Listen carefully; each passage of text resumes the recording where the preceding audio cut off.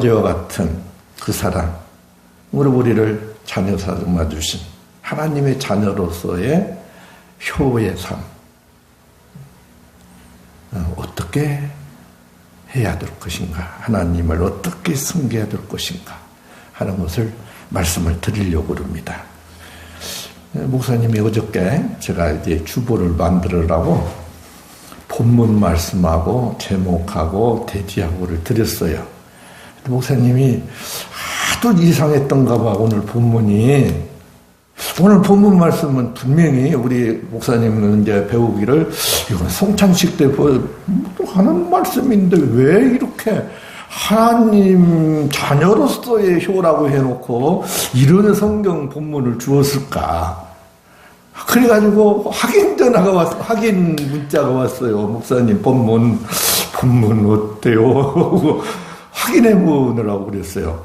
그래서 맞다, 이게 본문 맞다 그랬어요. 그 어째서 왜 성찬식 때 보는 말씀을 그렇게 주셨을까?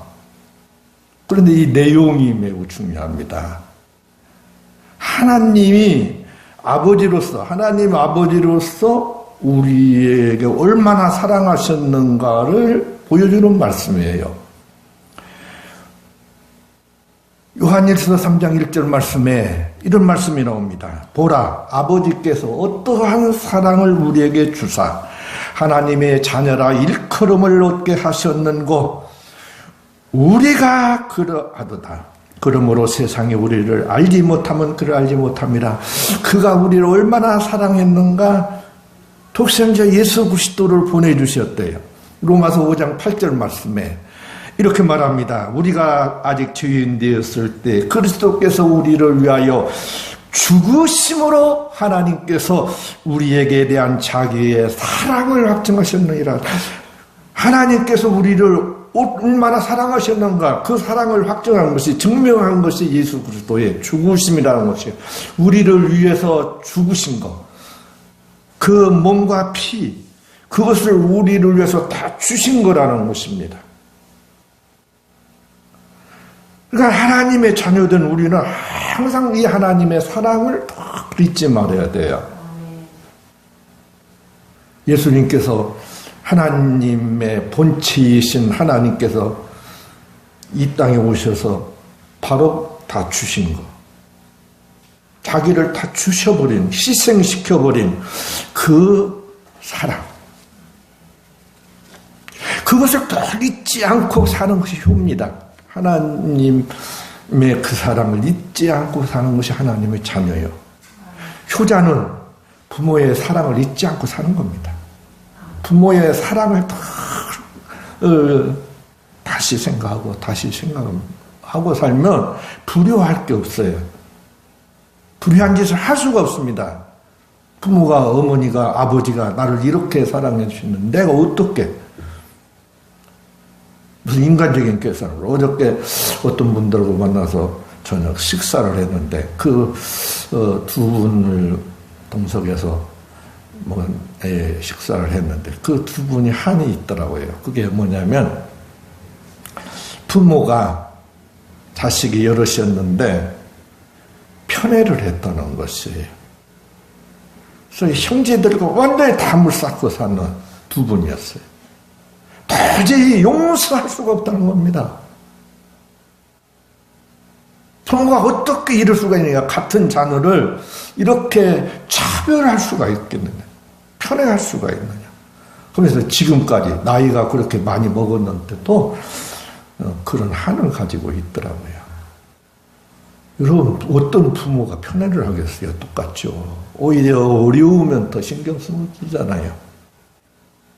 그것이 부모의 마음인데 되게 많은 사람들이 이 부모의 사랑을 모른다는 것입니다. 오해한다는 것입니다.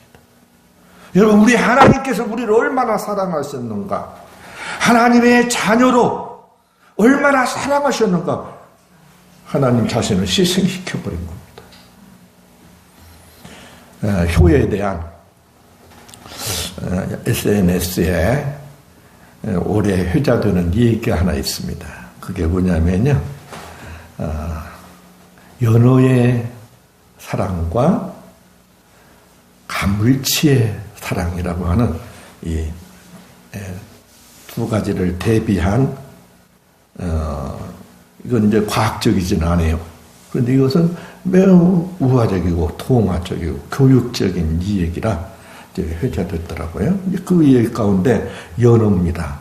우리가 알다시피 이 연어는 이제 알을 낳은 후에 자기 몸을 그 알에서 개화한 그 새끼들에게 자기 몸을 다 먹입니다.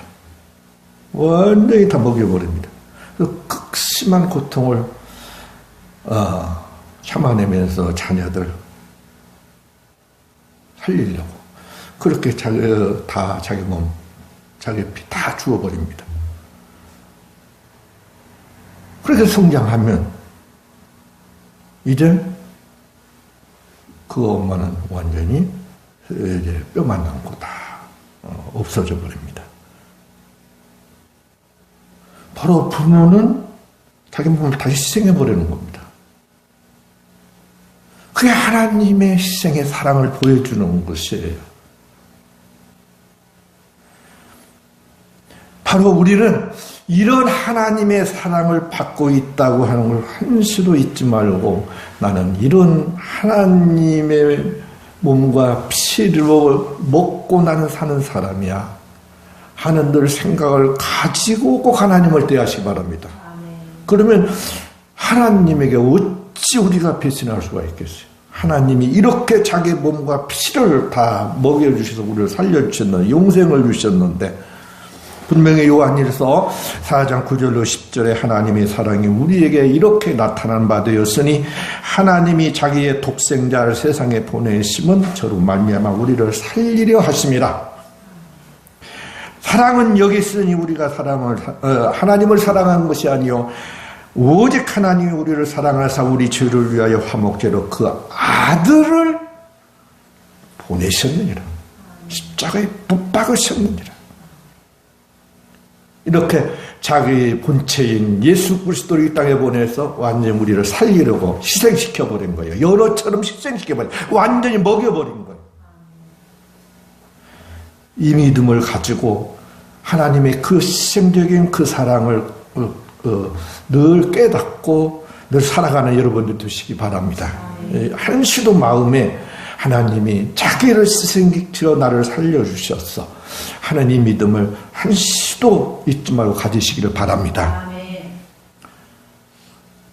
그 다음에는요, 바로 이런 부모들에게, 이 부모 같은 그 하나님에게 우리는 어떻게 해야 되냐?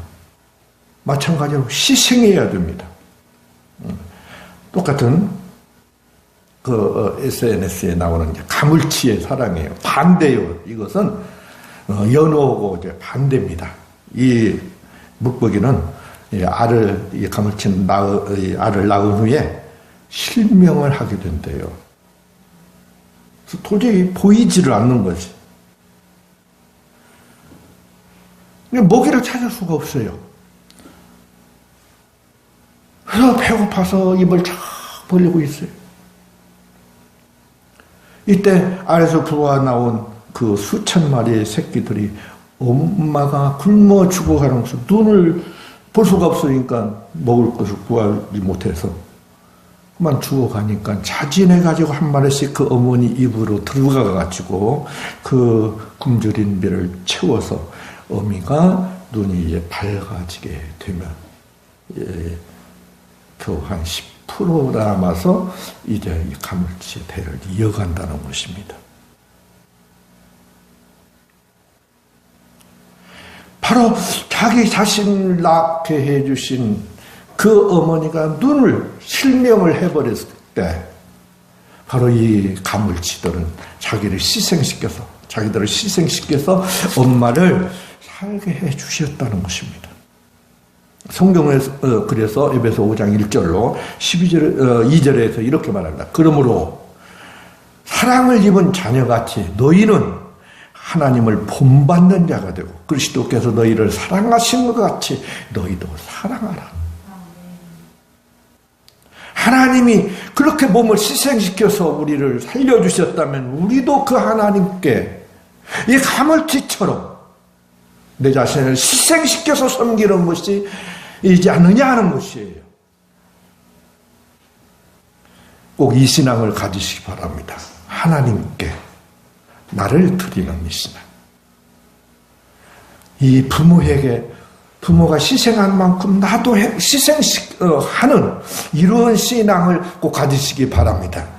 오늘은 그냥 하나님 이코로 아버지요, 아버지 이코로 하나님으로 제가 설교를 할게요. 그렇게 들으시면 돼요. 아버지, 어머니는 하나님의 계시예요. 하나님이 자기를 보여주는 계시, 나에게 보여주는 계시. 바로 이 연호와 이 가물치는 하나님의 계시예요. 하나님이 우리를 얼마나 사랑하신가를 보여주는 것이요. 우리가 하나님께 어떻게 해야 되는가 하는 하나님의 계시입니다. 꼭 여러분들은 이렇게 하나님께, 우리 부모에게 이렇게 희생하는 이런 효를 꼭 하시기를 바랍니다. 요한일서 3장 16절에 그가 우리를 위하여 목숨을 버리셨으니 우리가 이로써 사랑을 알고 우리도 목숨을 버리는 것이 마땅하니라. 분명히 요한일서 3장 16절에 말씀합니다.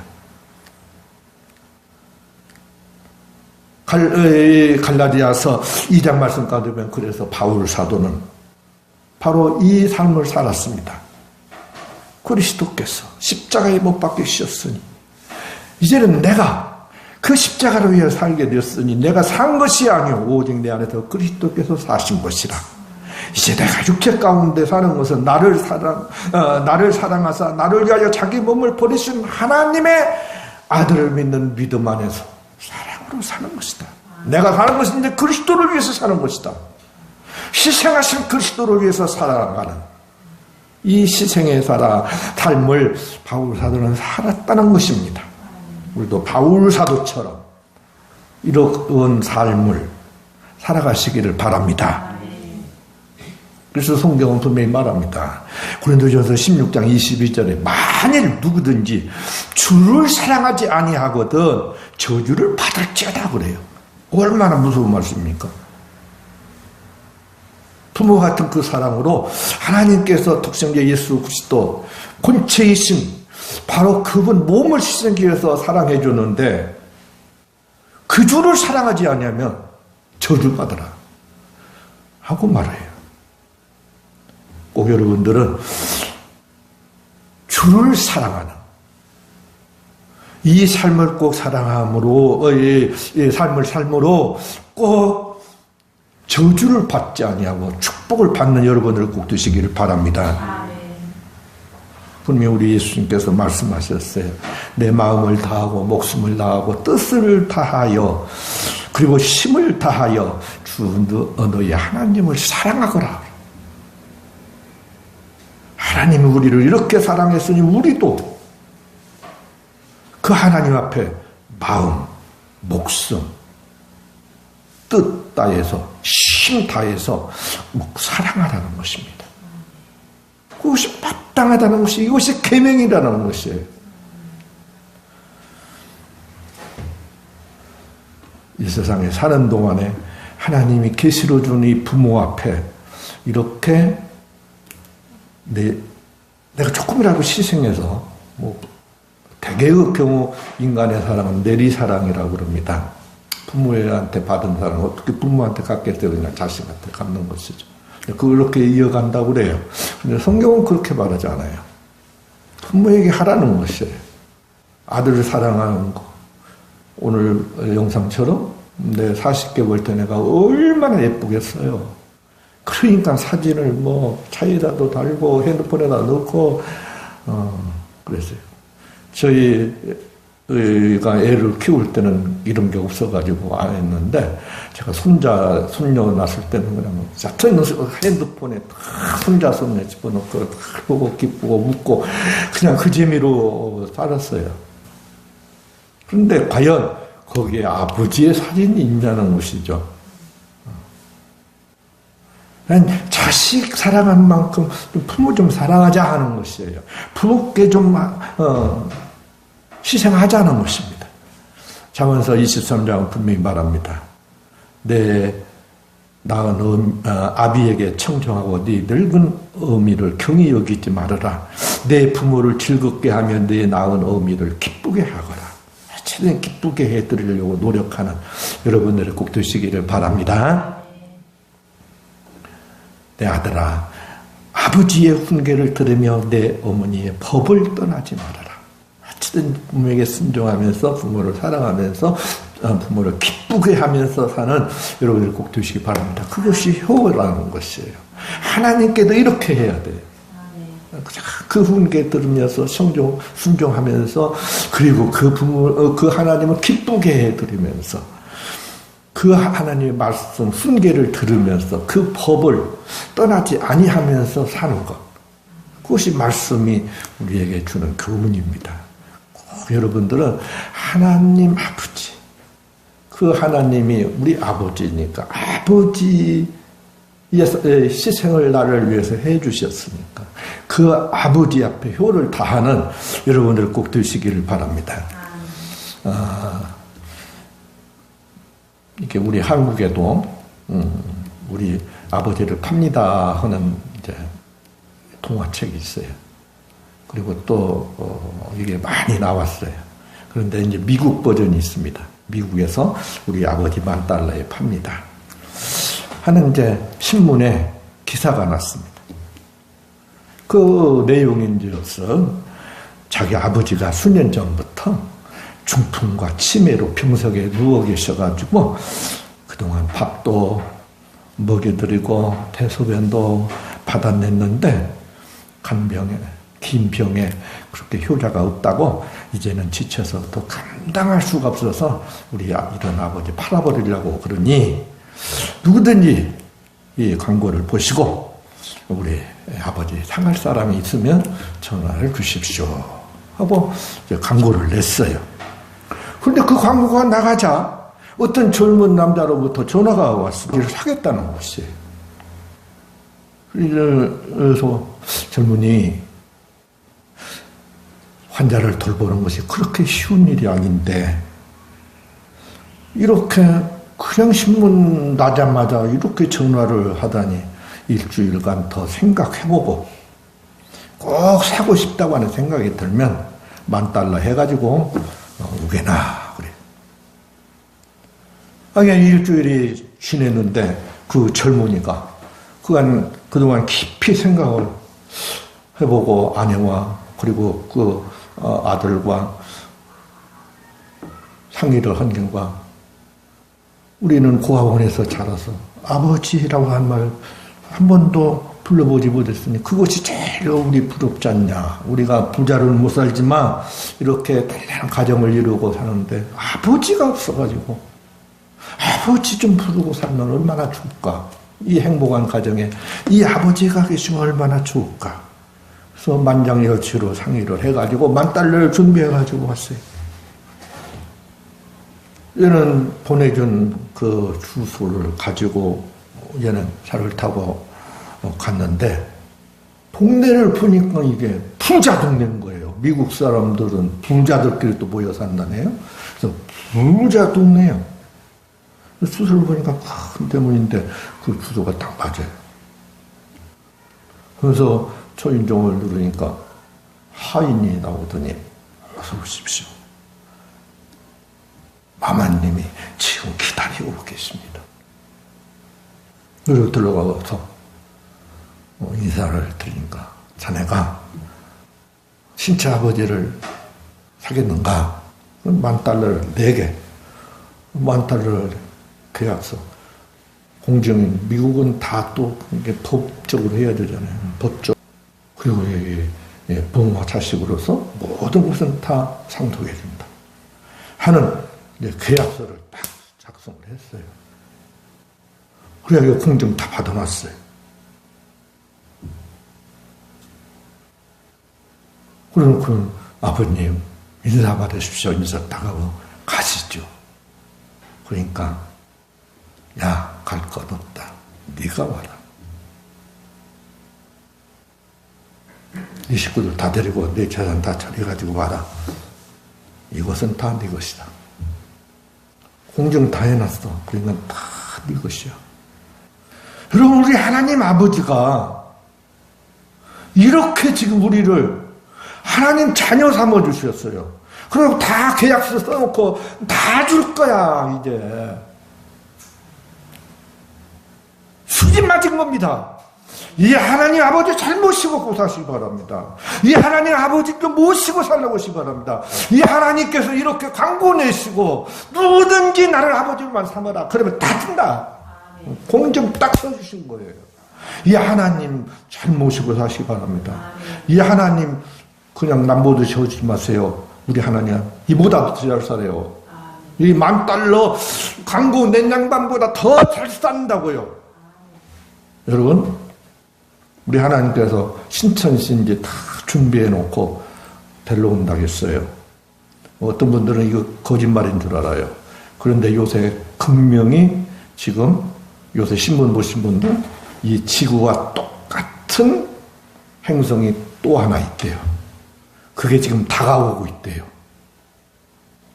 놀라운 거예요. 저는요, 이게 성경은 진짜다. 왜 그동안에 그냥 신천신지? 어떻게 신천신지가 와, 오기는. 이건 문자로 풀면 안 돼. 영적으로 풀어야 돼. 다 영적으로 풀라고 그랬어요. 우리 목사님만 그런 게 아니야. 나도 마찬가지야. 다 영적으로 풀라고 그랬어요. 과학적으로 이해가 안 되는 건 다 영적으로 풀라고 했어요. 그런데 그럴 필요 없어요. 사실대로 믿으면 돼요. 신천진지 온다고 오는 줄 알면 되는 거예요. 그러니까 과학이 딱 증명하잖아요. 지구가 똑같은 게 또 있다는 겁니다. 그게 오고 있다는 겁니다. 여러분들은 하나님 말씀에 이렇게 하나님 아버지께서 그 우주 전체를 다 가지고 계신, 천국을 가지고 계신 그 아버지께서 너 누구든지 와라. 내가 아들 삼아주겠다. 아들 되고 싶은 사람 다 와라. 오면 다 주겠다. 약속하셨으니 이 하나님 아버지로 섬기는 여러분들은 하나님의 참 효자가 되어서 하나님의 모든 전체를 다 받아 누리는 여러분들이 다 되시기를 축복합니다. 기도하겠습니다. 그 아버지